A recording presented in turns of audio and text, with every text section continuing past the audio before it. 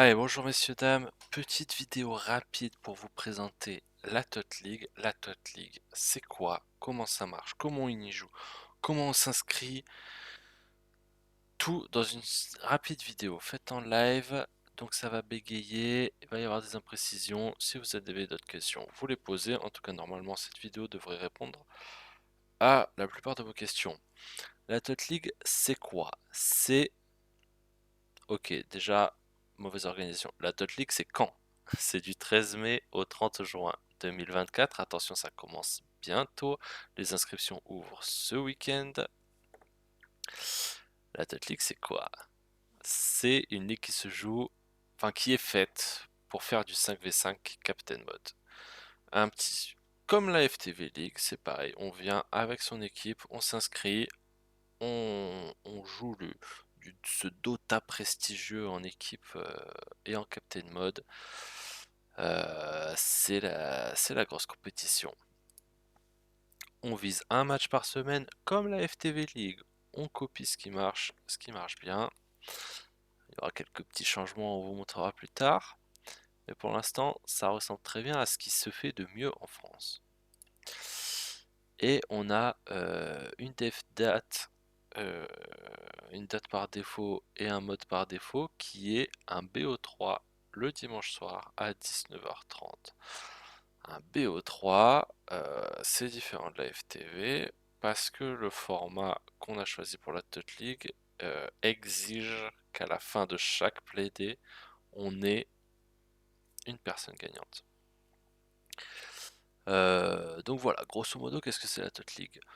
Comment donc vous devez venir avec votre équipe. Vous vous inscrivez à 5 joueurs, pas plus, et tout euh, et on autorise les remplacements assez facilement parce qu'on sait que le format de un match par semaine obligatoire est assez exigeant. Donc on va autoriser les remplacements beaucoup plus facilement que d'habitude, avec beaucoup moins de contraintes. Et n'importe qui en dessous du MMR de la personne absente pourra remplacer cette personne. Donc vous n'avez pas besoin d'inscrire de remplaçant en fait au début de la saison. Le jour de la date en l'annonçant 24 heures à l'avance, un tel qui est ancien 2 remplacera machin qui est Divine 1. Il n'y aura pas de souci. Remplacement, nanani. On va passer tout de suite au format. Pourquoi est-ce qu'on oblige de faire un match par semaine? Donc, on va avoir une liste d'équipes inscrites. On n'a pas de limite. Notre seule contrainte, c'est qu'il y ait un nombre d'équipes inscrites pair. Ce qui fait qu'il y aura toujours une liste d'attente de une personne, enfin de une équipe. On prend toutes nos équipes qui sont inscrites. Là, j'ai pris par exemple les équipes de FTV.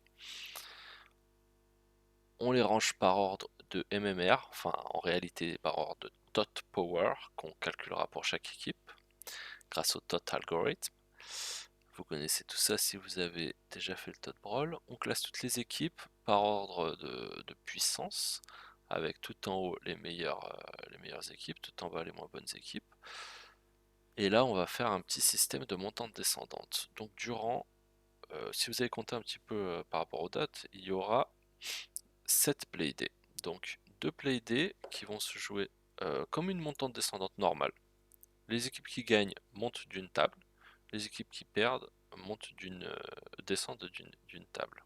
Bon, ici j'ai appelé ça des maps. Donc là on voit un petit peu sur l'exemple, l'antitote gagne, la map 1 reste à sa place, la tote perd, descend, etc. Une petite montante descendante normale. Ça va durer 2 playdays, le playdé 1 et le playdé 2.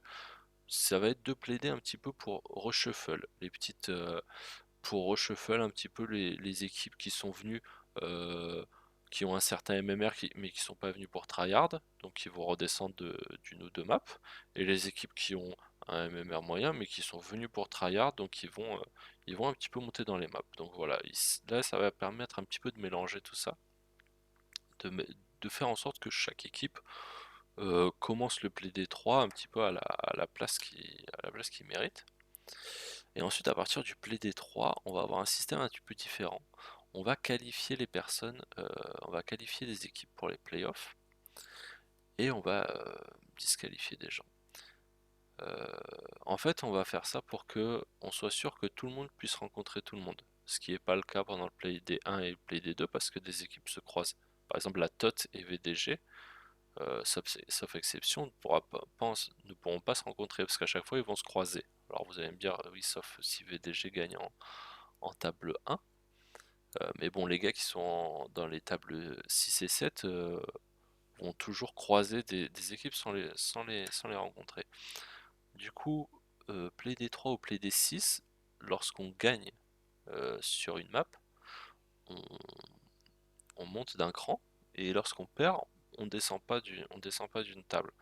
Du coup, tout le monde pourra se croiser, ce qui fait aussi que ceux qui gagnent en map 1 sont qualifiés pour les playoffs, et ceux qui perdent en map sur la dernière map, pardon, seront eux disqualifiés de la compétition. Du coup, ça dure 4 Play D 3 ou Play D6, et à la fin, on aura 4 personnes qui seront qualifiées pour les playoffs en ayant gagné leur place. Et derrière, sur le format, on ne s'est pas encore arrêté, mais on qualifiera d'autres personnes. Euh, Par exemple, les 4 équipes qui sont en map 1 et map 2 seront aussi qualifiées. Alors ils auront moins de bonus pour les playoffs que les équipes qui ont vraiment été qualifiées, qui vont démarrer un peu plus haut sur le tournoi. Euh, mais seront qualifiés quand même et pourront jouer cette place de premier. Donc voici le format, qui est un format un petit peu spécial qu'on va tester cette saison. C'est pour ça que les matchs doivent toujours être joués à la semaine. On peut pas utiliser de wildcard, etc. comme un FTV, parce que il faut que le format tourne. Donc les matchs doivent absolument être joués. Euh, Qu'est-ce que je peux vous dire d'autre? Au niveau du format, on vous a parlé de date par défaut et de mode par défaut. Donc 5v5 Captain Mode le dimanche soir à 19h30 en BO3. C'est très contraignant, un BO3 c'est assez contraignant. C'est la date par défaut, c'est le mode par défaut. Si vous voulez choisir une autre date, aucun souci. Si vous vous mettez d'accord avec vos adversaires pour choisir un autre mode, il n'y a pas de souci non plus. Si vous voulez le jouer en BO1, pourquoi pas.